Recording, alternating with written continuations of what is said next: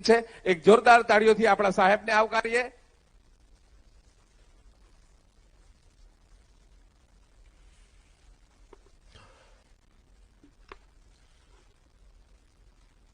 गुजरात के मुख्यमंत्री श्री भूपेंद्र भाई पटेल, भारतीय जनता पार्टी गुजरात प्रदेश के अध्यक्ष और संसद में मेरे साथी श्री सीआर पाटिल, राज्य सरकार के मंत्री भाई मुकेश भाई, भारतीय जनता पार्टी के लाखों कार्यकर्ता, विभिन्न योजनाओं के सभी लाभार्थी भाई बहन और सूरत जिले के मेरे प्यारे भाइयों और बहनों,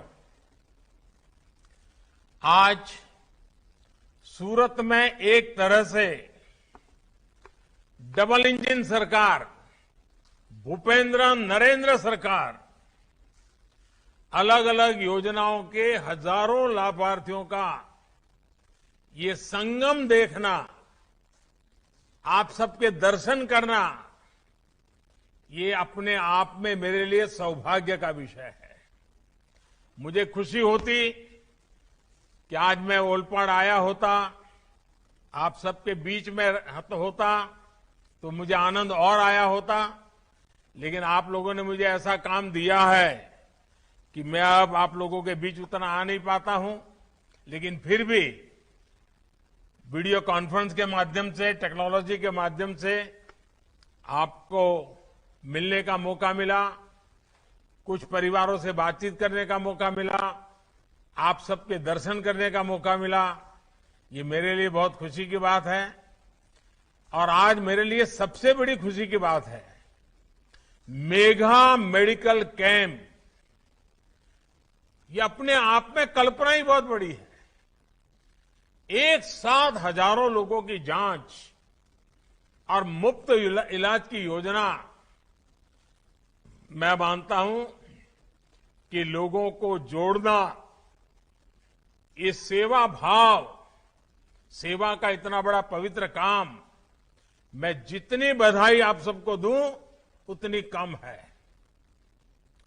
गरीब से गरीब के आरोग्य की इतनी चिंता करना, सरकार की योजनाओं से कोई छूट न जाए, इसके लिए विशेष कैंप लगाकर प्रयास करना, इसके लिए मैं मुकेश भाई को और उनकी पूरी टीम को बहुत बहुत बधाई देता हूं। और देखिए, आरोग्य में जब सेवा करते हैं तो कितने आशीर्वाद मिलते हैं। अभी मैं कंचन बहन को सुन रहा था, उनका किडनी का ऑपरेशन हुआ, किडनी में से पत्थर की उनकी तकलीफ थी, लेकिन आज वो कितने आशीर्वाद दे रही थी। तो आज आरोग्य का कैंप आप लगा रहे हैं, मुझे लगता है कि आपके आशीर्वाद पूरे गुजरात के काम आने वाले हैं। सेवा के ऐसे कार्यों में भूपेंद्र भाई के नेतृत्व में पूरी सरकार और सीआर पाटिल के नेतृत्व में भाजपा का एक एक कार्यकर्ता सेवा भाव से काम कर रहा है। यही सेवा भाव, यही सद्भावना जिसको गुजरात की जनता का बार बार आशीर्वाद मिलता है, प्यार और स्नेह मिलता है। आज इस मेडिकल कैंप में भी भाजपा के प्रति गुजरात के लोगों का ये स्नेह है। मैं दूर दूर तक देख रहा हूं यहां टीवी पे, मेरी नजर जहां पहुंचती है लोग ही लोग हैं। भाइयों और बहनों, मैं अक्सर सूरत की सद्भावना, सूरत के लोगों के सामर्थ्य, सूरत के लोगों की इच्छा शक्ति की बात करता रहता हूं। અને આપણો સુરતી લાલો એટલે પછી પૂછવાનું જ છું। आपको याद है, गुलामी के समय में सूरत देश के उन पहले स्थानों में था जहां नमक कानून का विरोध हुआ था। सेवा भाव क्या होता है, इसको सूरत और सूरत के लोग બખૂબી સમજते हैं અને આ તો સુરતીઓના લોહીમાં ભળેલું છે. એમની રોજનું જીવનનું અંગ છે. અને સુરત તો સૌને જોડનારું છે, સૌનો સમાવેશ કરનારું છે. અને સુરતમાં આવે માણસ એટલે સુરતી જ બની જાય. એની બોલી બદલાઈ જાય, એનું ખાનપાન બદલાઈ જાય. એ ગમે ત્યાંથી આવ્યો હોય. આ સુરતના પ્રેમની તાકાત છે. गरीब हो, दलित हो, पिछड़े हो, आदिवासी हो, श्रमिक हो, व्यापारी हो, कारोबारी हो, अन्य राज्यों से आए हुए लोग हो, सभी मिलकर सूरत की प्रगति की बागडोर संभालते हैं. लाल किले से मैंने जिन पंच प्राणों की बात की थी, उनमें से एकता का 5 प्राण, जो मेरा 5वां प्राण था, जिसके मैंने उल्लेख किया था, देश की एकता. आज सूरत के अंदर हम देखेंगे, सूरत के रग रग में एकता का भाव है. और इसलिए सूरत का मेरे हृदय में बहुत विशेष स्थान भी रहा है. भाई और बहनों, बाढ़ और महामारियों ने अनेक बार सूरत की परीक्षा ली है, लेकिन सूरत में एकजुटता के आगे कोई भी चुनौती टिक नहीं पाई है. महामारियों के नाम पर सूरत के विरुद्ध अपप्रचार की कोशिशों को भी हमने मिलकर नाकाम किया है. सूरत ने मुझे जितना सहयोग और आशीर्वाद दिया है, उसे मैं कभी नहीं भूल सकता. मुझे याद है, जब बरसों पहले तापी में बाढ़ आई थी, तो मैंने युवाओं को में से मिलकर सूरत को फिर से संवारने का आग्रह किया था. देखते ही देखते सूरत के युवा सड़कों पर निकल पड़े थे. उन्होंने साफ सफाई का जिम्मा अपने ऊपर ले लिया था. यहां तक कि सड़कों पर जो जिब्रा क्रॉसिंग के पेंटिंग करना होता है, उस काम को भी हमारे सारे नौजवानों ने रातों रात पूरा कर दिया था. साथियों, बीते दशकों में इस पूरे क्षेत्र की विकास यात्रा में मुझे सूरत से के अनेक वरिष्ठ नेताओं, सहयोगों का साथ और आशीर्वाद मिला है. और जब सूरत की बात आए, तो अनगिनत हमारे साथियों की याद आना बहुत स्वाभाविक है. चाहे हमारे कांचीराम भाई राणा हो, प्रवीण भाई नायक हो, हमारे हेमंत भाई चपटवाला हो, हमारे भगू भाई बिमल, हमारे डॉक्टर कनु भाई मावाणी, ईश्वर भाई, हमारे सुमन भाई देसाई, अनगिनत नाम. कितने लोगों के साथ 30-30, 40-40 साल तक मुझे काम करने का मौका मिला है. उसमें से कुछ बंधु हमसे छोड़कर चले भी गए, लेकिन आज जो भी है, उन सब की प्रेरणा हम सबको काम आ रही है. उन सबका योगदान अनेक, यानी 3-3, 4-4 पीढ़ी जिन्होंने सारा काम किया है, तो उन सबका स्मरण आना, उन सबकी यादें आना बहुत स्वाभाविक है. साथियों, किसी भी देश की प्रगति में देशवासियों के स्वास्थ्य की भी उतनी ही बड़ी भूमिका होती है. हमारे यहां कहते हैं ना, अगर बच्चा स्वस्थ है तो भविष्य भी स्वस्थ है. बेहतर स्वास्थ्य बेहतर भविष्य का मार्ग बताता है. इसी सोच के साथ बीते वर्षों में हमने हेल्थ इंफ्रास्ट्रक्चर के साथ साथ जन जागरूकता पर, बीमारियों से बचाव पर, बीमारियों को गंभीर होने से रोकने पर विशेष बल दिया है.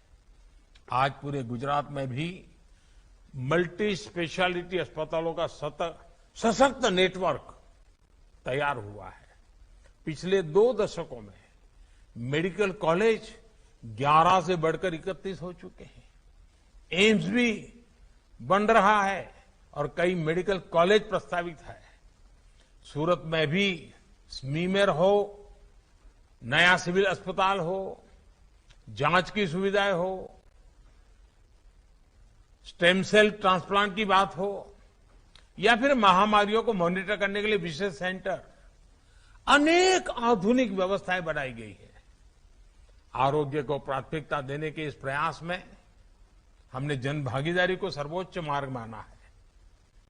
इसमें हमारे सूरत के रत्न कलाकारों ने, दूसरे व्यापारिक और सामाजिक संगठनों ने हमेशा ही बढ़ चढ़ करके हिस्सा लिया है। और मुझे खुशी है, चाहे सौराष्ट्र से आए हुए लोग हो, चाहे उत्तर गुजरात से आए हुए लोग हो, चाहे हरियाणा से आए हो, राजस्थान से आए हो, आंध्र से आए हो, उड़ीसा से आए हो, हर एक ने कुछ न कुछ सूरत की भलाई के लिए किया ही किया है। आरोग्य के लिए बड़े बड़े कैंप्स लगाने की एक समृद्ध परिपाटी बीते दशकों में सूरत में विकसित हुई है। आज का ये मेगा मेडिकल कैंप भी इसी की एक कड़ी है। साथियों, मेरी अभी इस कैंप के लाभार्थियों से बात हुई है। मैं इस कैंप से जुड़े डॉक्टरों से भी एक आग्रह करना चाहता हूं। मेरा आग्रह है कि आप इलाज के साथ साथ मरीजों को उनकी लाइफस्टाइल पर भी जरूर बातचीत करें। आप उन्हें पौष्टिक आहार के लिए प्रेरित करें। डॉक्टरों की एक छोटी सी सलाह बीमार व्यक्ति का जीवन बदल सकती है, उसे अनेक शारीरिक तकलीफों का छुटकारा दिला सकती है। भाइयों और बहनों, जब समाज और सरकारें सेवा भाव से एक साथ आते हैं, तब सफलता व्यापक भी होती है और सर्वस्पर्शी भी होती है। आज गुजरात संस्थागत प्रसूति, इंस्टीट्यूशनल डिलीवरी, उस मामले में देश के अग्रणी राज्यों में से एक बन गया है। चिरंजीवी योजना, जननी सुरक्षा योजना, खिलखिलाहट एम्बुलेंस, ऐसी अनेक योजनाओं के सार्थक परिणाम मिल रहे हैं। आपको याद होगा, गुजरात देश का वो राज्य था जिसने इलाज के लिए 2 लाख रुपए तक की मदद शुरू की थी। ये मदद सिर्फ गरीबों तक सीमित नहीं थी, बल्कि इसमें निम्न मध्यम वर्ग के भी अनेक परिवार शामिल थे। आज आयुष्मान भारत योजना इसी भावना को संपूर्ण देश में विस्तार दे रही है। 5 लाख रुपया का आरोग्य की सुविधा। और मुझे अभी सुखदेव सिंह जी से मैं बात कर रहा था, उन्होंने इतने बढ़िया ढंग से विषय को बताया। मैंने भी कभी ये बताया नहीं था, लेकिन आज सुखदेव जी से मैं सीखा। उन्होंने कहा कि साहब 5 लाख का अगर बीमा निकालना है तो 14-15 हजार रुपया का प्रीमियम आता है, और बोले आपने पूरे देश का 5-5 लाख रुपए का बीमा उतार दिया है। अब ये सुखदेव जी की सोच, वो कहते हैं ना दिव्यांग है लेकिन दिव्य दृष्टि है, वो उनके शब्दों में निकलता है। कितना बड़ा काम हुआ है, लेकिन हमारे देश में ये सच्चे अर्थ में देश के नागरिकों को सशक्त करने वाला काम है।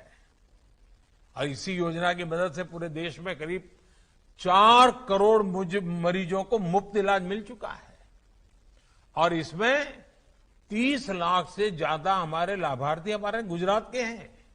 भाइयों और बहनों, गरीब परिवारों में बीमारियों का एक बड़ा कारण साफ पानी का अभाव रहा है। पीने का पानी अगर शुद्ध नहीं मिलता है तो बीमारियां भी लेके आता है। सूरत में बीते सालों में शुद्ध पेयजल के लिए प्रशंसनीय प्रयास हुए हैं। पोखरों, तालाबों और दूसरे स्रोतों को पुनर्जीवित करने का लिए सबने मिलकर काम किया है। मुझे खुशी है कि डबल इंजन की सरकार के कारण आज गुजरात के 97% एक प्रकार से 100 के करीब करीब ग्रामीण परिवारों को नल से जल मिल रहा है। भाइयों और बहनों, गांव और किसान की स्थिति बदलने के लिए 2 दशक पहले जो सफल प्रयोग गुजरात में हमने मिलकर किए हैं, उन अनुभवों का लाभ आज पूरे देश को मिल रहा है। पीएम स्वामित्व योजना के तहत आज गांवों में ड्रोन से मैपिंग कर मकान मालिकों को प्रॉपर्टी कार्ड दिए जा रहे हैं। अभी तक देश के 50,000 से अधिक गांवों में ये काम पूरा किया जा चुका है। गुजरात के भी लगभग 1600 गांवों में भी ड्रोन सर्वे पूरा हो चुका है। प्रॉपर्टी कार्ड न सिर्फ गांवों में जमीन से जुड़े विवादों को कम करने में मदद कर रहे हैं, बल्कि व्यापार कारोबार के लिए बैंकों से मदद को भी आसान बना रहे हैं। साथियों, देश के करोड़ों छोटे किसानों का कदम कदम पर साथ देना, ये हमारी सरकार की प्राथमिकता है। पीएम किसान सम्मान निधि ऐसा ही एक प्रयास है। इस योजना के तहत अब तक देश भर के किसानों के बैंक खातों में लगभग 2 लाख करोड़ रुपए सीधे ट्रांसफर किए जा चुके हैं। गुजरात के भी 60 लाख से अधिक किसान परिवारों को भी इसका लाभ मिला है। सूरत के भी 1.25 लाख से ज्यादा किसान पीएम किसान सम्मान निधि के लाभार्थी हैं और अभी मेरी जितने लाभार्थियों से बात हुई, सबने पीएम किसान सम्मान निधि की भारी तारीफ की। मुझे याद है, पहले की सरकारों में किसानों के नाम पर बड़ी बड़ी घोषणाएं होती थी, लेकिन किसानों के खाते में कुछ नहीं पहुंचता था। लेकिन डबल इंजन की सरकार किसानों के हितों को सर्वोपरि मानते हुए काम कर रही है।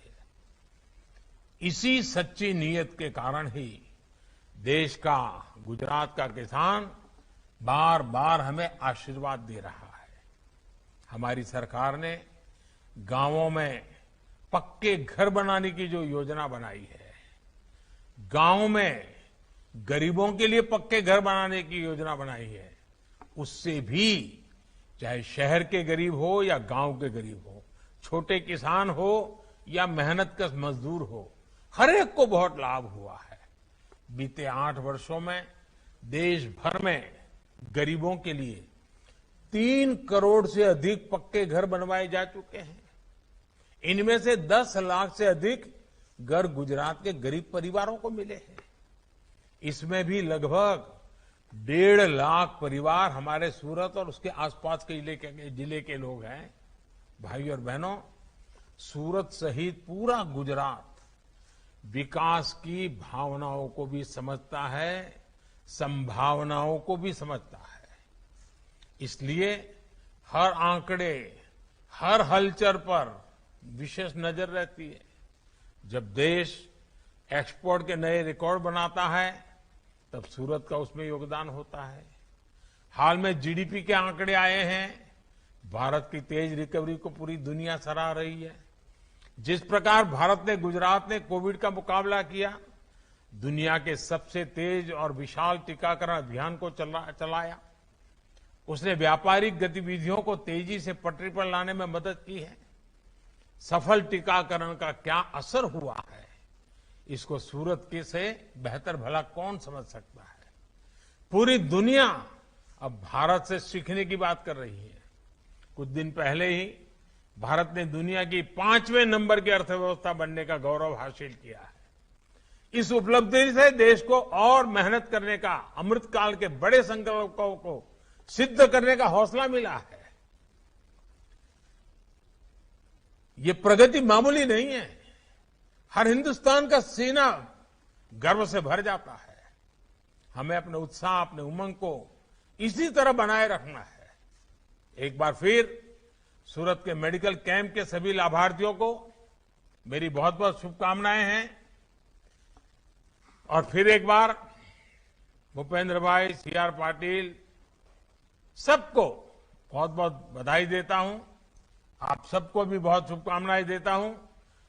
અને હવે તો તમે બધા નવરાત્રીની તૈયારીમાં પડી ગયા છો પાછા। હમણાં તો ગણેશ ચતુર્થી ચાલતી હશે અને સુરત તો આપણું ગણેશ ચતુર્થીમાં મેં જોયું છે કે મહારાષ્ટ્રની જાણે સ્પર્ધા કરતું હોય। ગામો ગામ ગણેશજીની આપણે ત્યાં જોરદાર તૈયારીઓ ચાલતી હોય છે ને કાર્યક્રમ। અને ગણેશજી ગયા પછી શ્રાદ્ધમાં થોડો આરામ થાય ને વળી પાછી નવરાત્રી ને પછી વિજયાદશમી ને શરદ પૂર્ણિમા।